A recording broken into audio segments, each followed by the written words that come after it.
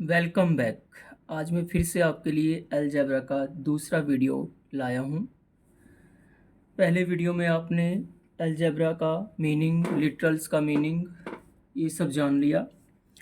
Algebra के operations भी मैंने आपको बताए थे। अब ये अलजेब्रा में आगे की पढ़ाई है। देखिए, अगर पहले मैं कुछ क्वेश्चन पूछता हूँ, उन क्वेश्चंस को अपने मन में सोचिए। उसके बाद सोचिए कि आप इनका आंसर जानते हैं। अगर नहीं जानते तो पहले का वीडियो देखिए, अलजेब्रा वीडियो नंबर 1। उसके बाद अगर जानते हैं तो फिर आगे की पढ़ाई इसमें सीखिए। बताइए कि x में अगर 5x जोड़ें तो क्या आता है। अगर आप 6x बोल रहे हैं तो ठीक है। क्या मैं AB में BA जोड़ सकता हूँ? अगर आप बोल रहे हैं नहीं तो आप गलत हैं। AB और BA एक ही बात होती है और ये दोनों लाइक टर्म्स हैं और लाइक टर्म्स को जोड़ा जा सकता है। ये दोनों लाइक टर्म्स हैं और लाइक टर्म्स को जोड़ा जा सकता है, तो इनको आप आसानी से जोड़ सकते हैं। ए बी ए बी है और ये भी ए बी है, दोनों मिलकर 2AB हो जाएंगे।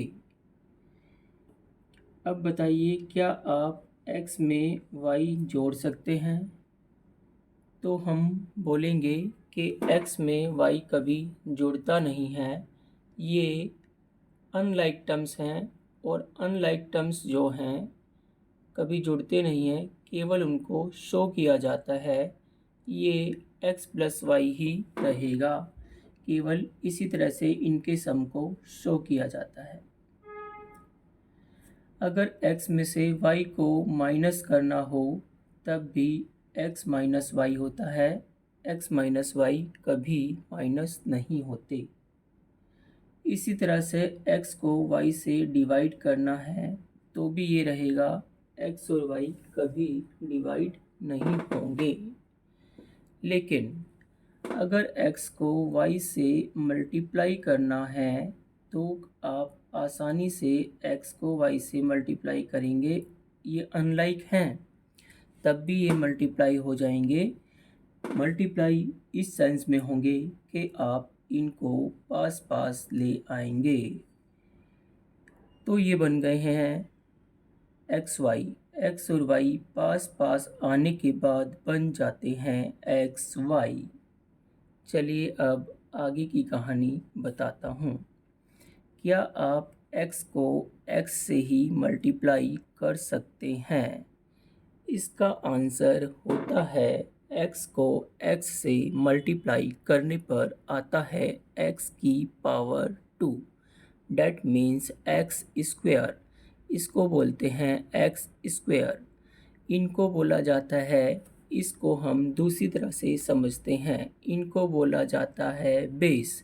अगर मैं इसके ऊपर 2 लगा दूं, डैट मीन्स स्क्वायर लगा दूं, फिर से अगर मैं x के ऊपर स्क्वायर लगा दूं तो ये हो जाते हैं x की पावर 2, x की पावर 2, यानी कि ये बेस हैं और ये पावर हैं। Base power, base power. जब बेस सेम होते हैं तो पावर ऐड हो जाती हैं। जब बेस सेम होते हैं तो पावर ऐड हो जाती हैं। तो यहाँ पे ये पावर मल्टीप्लाई की सिचुएशन में जब बेस सेम होते हैं तो पावर ऐड हो जाती हैं। मल्टीप्लाई की सिचुएशन में जब बेस सेम होते हैं तो पावर ऐड हो जाती हैं। तो इस 2 और 2 को ऐड कर दीजिए, यानी कि यहाँ पे आ जाएगा 4। तो ये हो गया लाइक टर्म्स का मल्टीप्लाई। जब हम लाइक टर्म्स को मल्टीप्लाई करते हैं तो पावर बढ़ती है। जब हम लाइक टर्म्स को मल्टीप्लाई करते हैं तो पावर बढ़ती है। लेकिन अगर हम अनलाइक टर्म्स को मल्टीप्लाई करते हैं तो अनलाइक टर्म्स पास पास आ जाते हैं। चलिए अब हम आगे के अलजेब्रा को समझते हैं। अभी मैं आपको स्टेटमेंट बनाना और स्टेटमेंट को अलजेब्रिक एक्सप्रेशंस में तोड़ना समझाता हूँ। इसके लिए आपको अलजेब्रिक एक्सप्रेशंस की डेट मीन्स चलिए अभी करूँगा तो आपको ढंग से समझ आएगा। चलिए देखते हैं किस तरह से आप समझते हैं।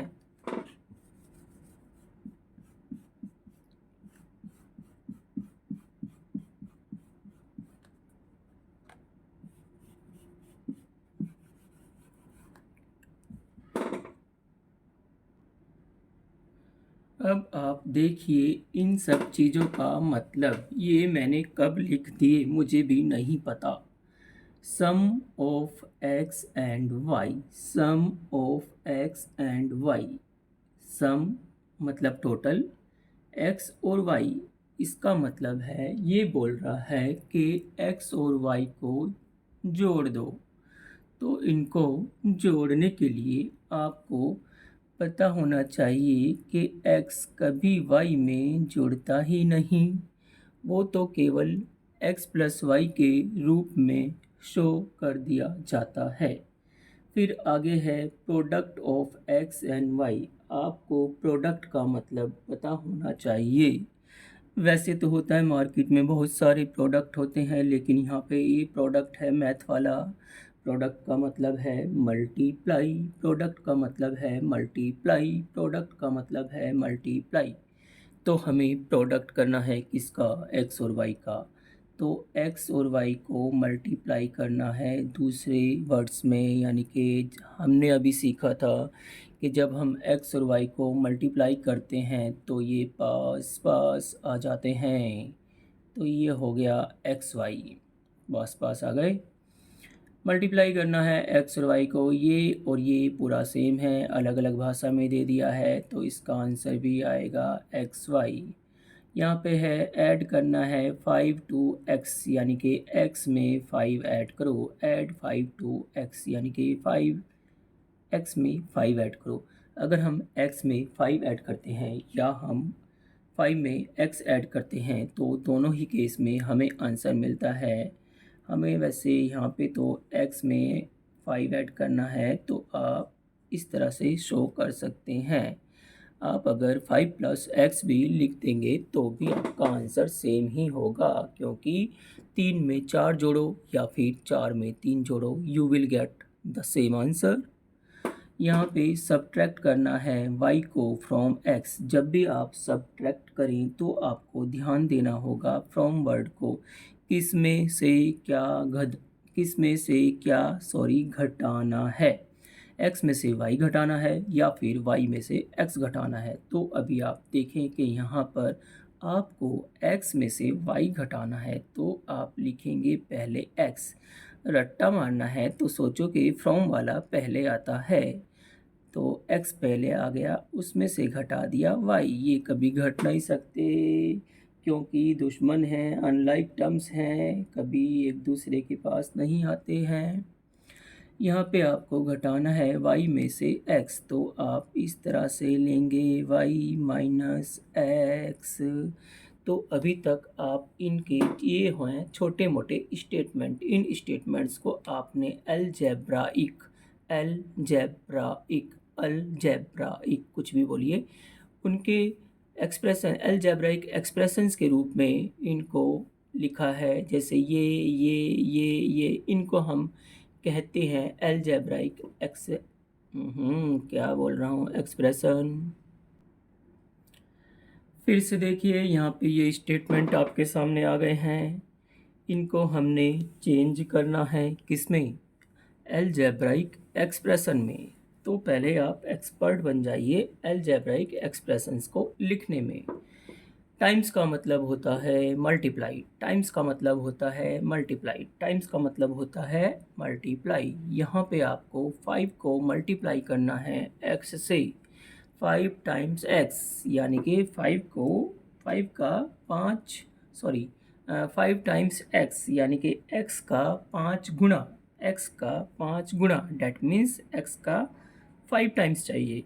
यानी कि x को 5 से मल्टीप्लाई कर दीजिए तो आपको मिलेगा यू विल गेट 5x, क्योंकि x को 5 से मल्टीप्लाई किया जा सकता है। मल्टीप्लाई में पास पास आ जाते हैं ये लोग। क्लोजअप करने के बाद add 2 times x to y में x का 2 टाइम्स ऐड करो। जैसे 5 टाइम्स x 5x होता है, उसी तरह 2 टाइम्स x 2x होगा। तो ये तो हो गया यहाँ से यहाँ तक 2x। जैसे 5 टाइम्स x 5x हुआ, तो 2 टाइम x 2x हुआ। अब 2x को किस में ऐड करना है? 2x को ऐड करना है y में, क्योंकि x और y अलग अलग टर्म्स होते हैं, अनलाइक टर्म्स होते हैं, इसलिए ये ऐड नहीं किए जा सकते, केवल इनको शो किया जा सकता है। और मैंने इनको 2x प्लस y के रूप में शो कर दिया। सब्ट्रैक्ट 3 टाइम्स x, जैसे यहाँ पे 2 टाइम्स x था, यहाँ पे 5 टाइम्स x था, उसी तरह से 3 टाइम्स x कितना हो जाएगा? 3x हो जाएगा। किस में से सब्ट्रैक्ट करना है? y में से सब्ट्रैक्ट करना है। फ्रॉम को पहले लिखते हैं, डैट मीन्स फ्रॉम के बाद जो होता है उसको पहले लिखते हैं। तो आपने y पहले लिख दिया है, उसमें से माइनस कर देना है क्या? 3 टाइम्स x, यानी कि x का 3 टाइम्स, तो 3 टाइम्स x तो 3x होता है। Then you get y minus 3x। ये माइनस नहीं हो सकते, इनको इसी तरह से केवल शो किया जाएगा। अब आगे बढ़ते हैं। सम का मतलब होता है जोड़।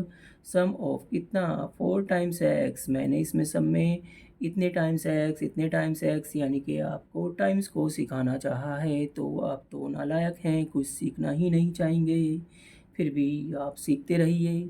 4 टाइम्स x यानी कि 4x में क्या जोड़ना है? 3 जोड़ना है, तो आप जोड़ दीजिए। ये हो गया आपका 4x में क्या जोड़ना था? 3 जोड़ना था, तो ये जुड़ गया 4x प्लस 3। ये कभी जुड़ता नहीं है, ये केवल शो होता है। अनलाइक टर्म्स हैं x। अगर x के साथ होता तो वो लाइक टर्म्स होते, लेकिन ये मच्छर कहाँ से आ गया है? लेकिन अभी जो है x जो है कहाँ गया? अभी जो है x जो है नंबर के साथ है, तो ये और ये अनलाइक है, इसलिए ये ऐड नहीं होंगे। प्रोडक्ट ऑफ 2 टाइम्स x, सारी जगह टाइम्स आ रहा है।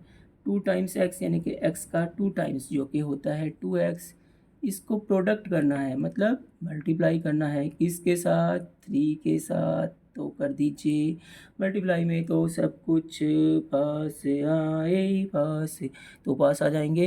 3 2 जा 6x, तो ये बन जाएगा आपका 6x। Multiply the sum of x and y, x और y के सम को, अभी टाइम्स था लेकिन इसमें आ गया सम, ये आ गया सम।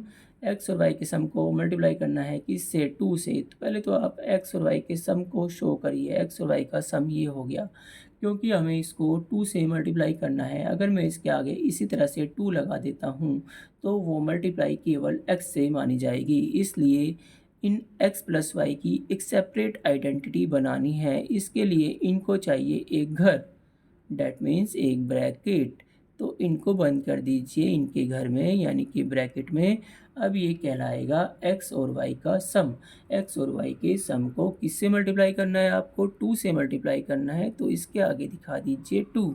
अब ये होगा कि ये x प्लस वाई इनका सम हो गया, x और y का, उसको 2 से मल्टीप्लाई कर दिया। ये मल्टीप्लाई हम आगे इसको इससे भी कर सकते हैं, लेकिन ये बात आप बाद में सीखेंगे।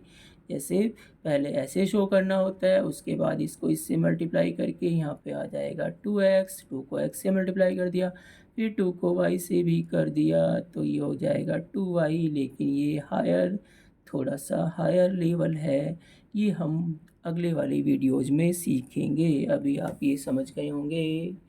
चलिए फिर अभी हम आगे के स्टेटमेंट लाते हैं।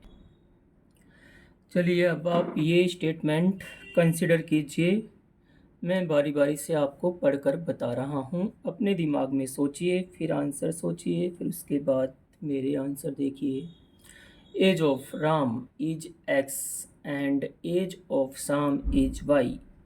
राम की आयु, डैट मीन्स राम की एज x ईयर है, यानी कि x है, x साल का है। वो 10 साल का हो सकता है, वो 15 साल का हो सकता है, 2 साल का हो सकता है, 4 साल का होता है। अभी हमारे लिए वो x साल का है। और शाम जो है वो y साल का है। राम जो है x साल का है और शाम जो है वो y साल का है। What is their total age, तो उनकी टोटल एज कितनी हो गई।